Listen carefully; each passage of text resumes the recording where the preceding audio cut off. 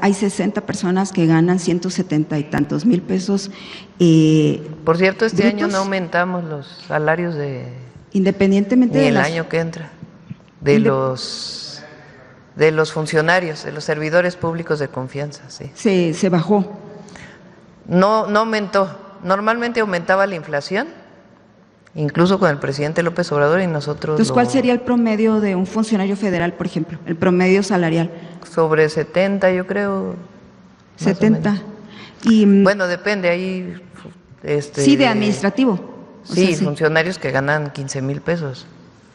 Y bueno, y ahora, porque ya ve con esta ola que se ha venido de ya como que ya le salió el cinismo panista por ahí, algunos que se vinieron a Morena, y la corrupción priista que también se vino para acá, y ahí andan exhibiéndose con sus ropas y todo.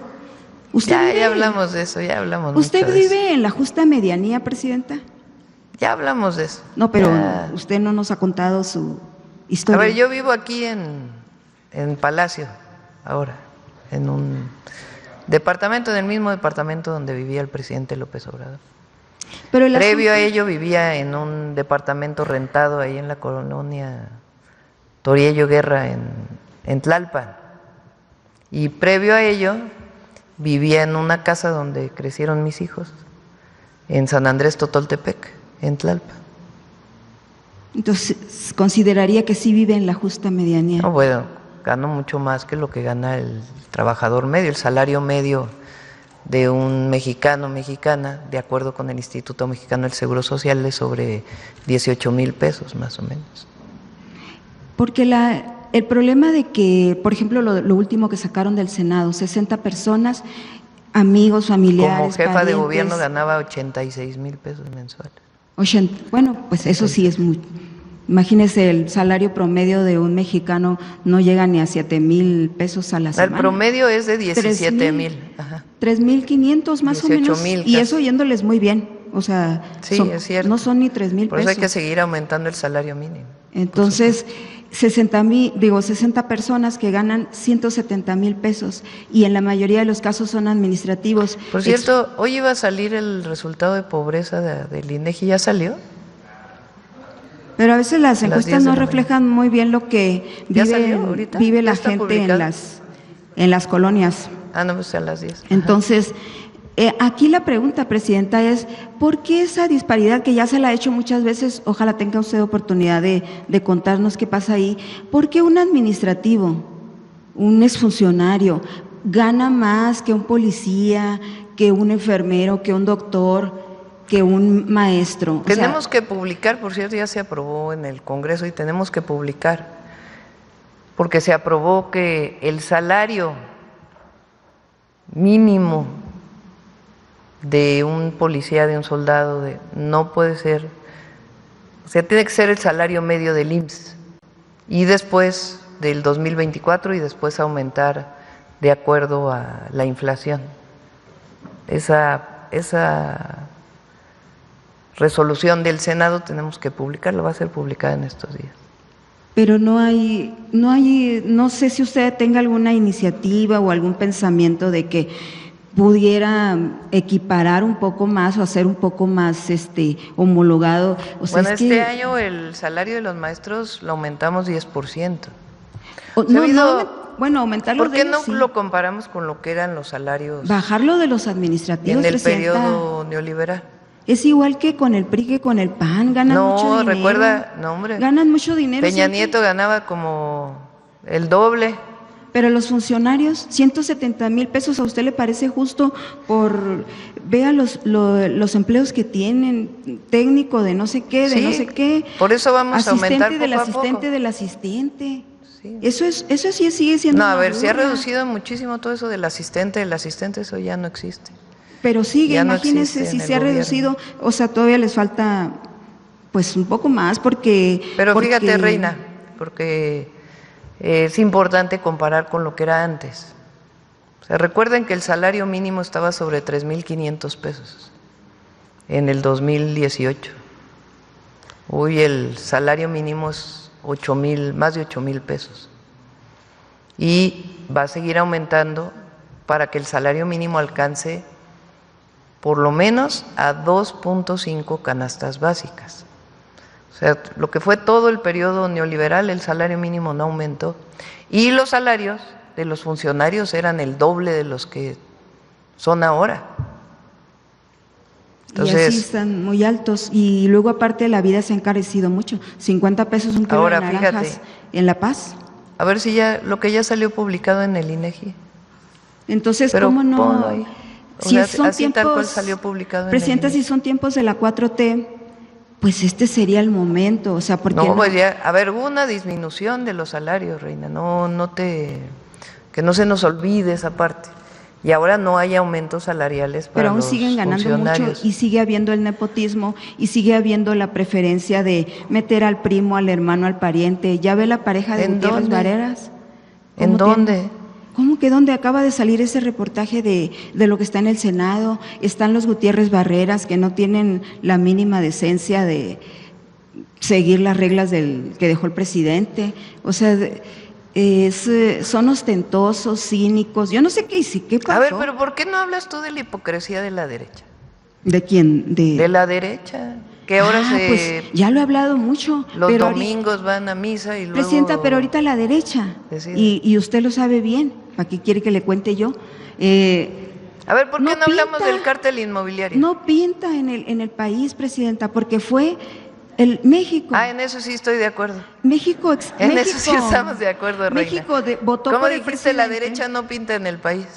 México votó por el presidente porque justo se iba a acabar los excesos y la corrupción y la impunidad pues que dejó el PRI, que dejó el PAN, pero no ha sido así, Presidenta. Pero a ver, fíjate. Y lo estamos viendo. ¿Sabes cuánto destina el gobierno, el presupuesto público para los programas de bienestar?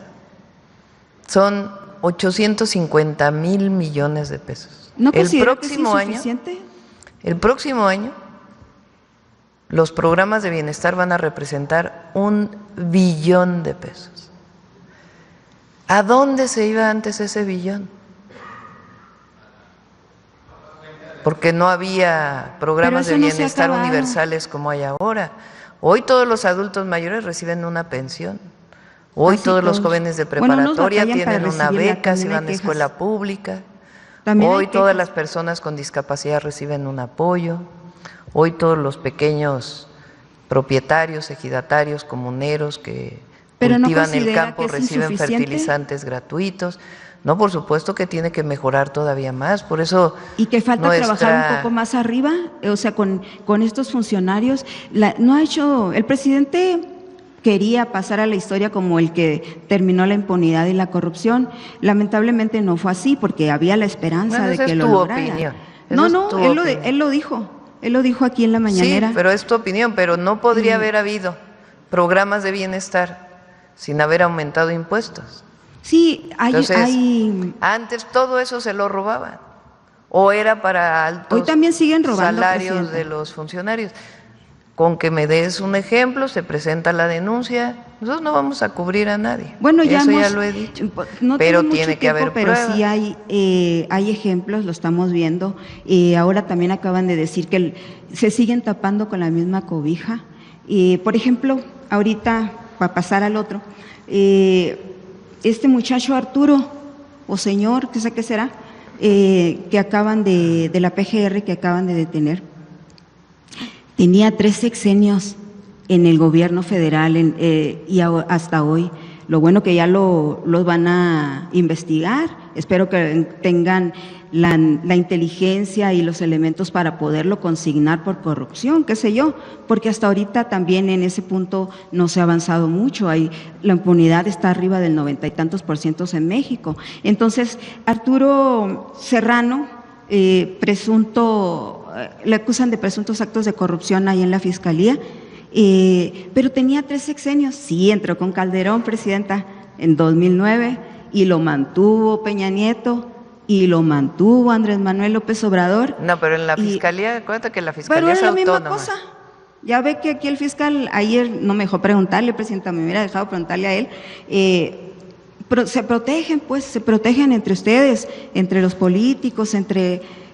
no sé qué pasa cuando llegan ahí, Presidenta.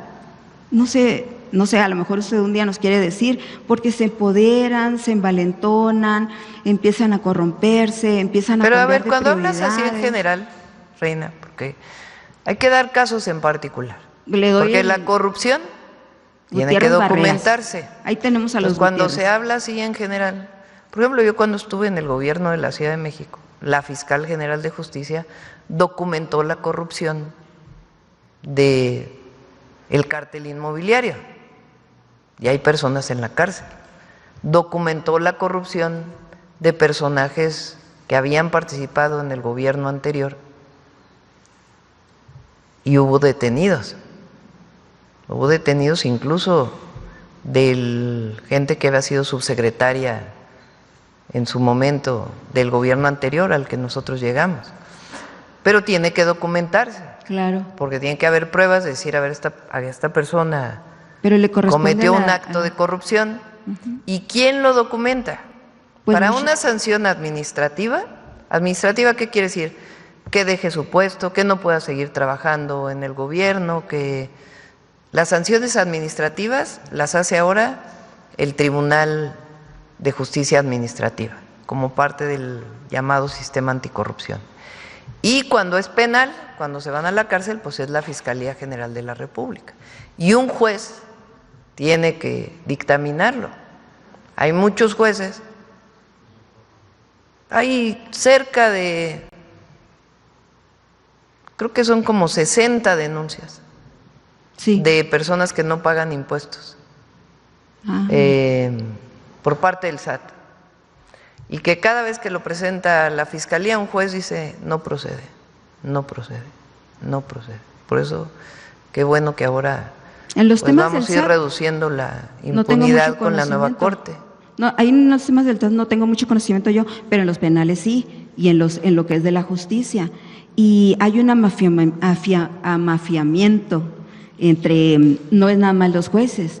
Cuando llega a los jueces ya es otra cosa, viene desde el policía, el Ministerio Público, el No, pero el te fiscal. Estoy dando el caso de cómo la Fiscalía General de la República presenta un caso de una denuncia. Pero este señor Arturo de Serrano, factureros, por ejemplo. Trabajaba en la Fiscalía Anticorrupción. Y el juez, porque ¿quién dicta una orden de aprehensión? Un juez. Sí, pero con lo que ya le dieron el MP y los demás. Por eso. Los de abajo. Entonces viene la negligencia y desde todo es una cadenita y que es ahí donde llegamos a la Pero te estoy poniendo otro caso. Pero la Fiscalía actúa, presenta las pruebas, se las da un juez y el juez dice, no te puedo dar la orden de aprehensión. Habría que ver qué pruebas o la presentó, orden de cateo. Ampliar un poco, porque ya ve la Fiscalía ha sido muy negligente. Ahorita yo creo que es la primera vez que detienen a alguien de adentro de no sé si usted tenga conocimiento de que… No, pues tiene que explicarlo el fiscal. Arturo ahí Serrano. Dentro de la Fiscalía. Y por ejemplo ese muchacho, fíjese, estaba con Peña Nieto, y que tampoco le hicieron nada a Peña Nieto. ¿Pero ya lo detuvieron? Estuvo en la Fiscalía ¿Es una orden de aprehensión? Fiscalía Anticorrupción. O sea, él era el que revisaba toda la corrupción de la Fiscalía. Imagínense, allí estaba este muchacho. Y bueno, ahora, pero tú estás diciendo que ya tiene orden de aprehensión, ¿no? No. No, apenas lo están investigando. Entonces, el problema es que ahí se quedan años. Ya ve lo de Israel, 20 años, y nunca le pudieron encontrar un indicio de culpabilidad. O sea, en un secuestro. Entonces, bueno, vamos rápido, ya son 9:46, ahora sí vamos a romper récord de mañanera del pueblo. Viene lo otro.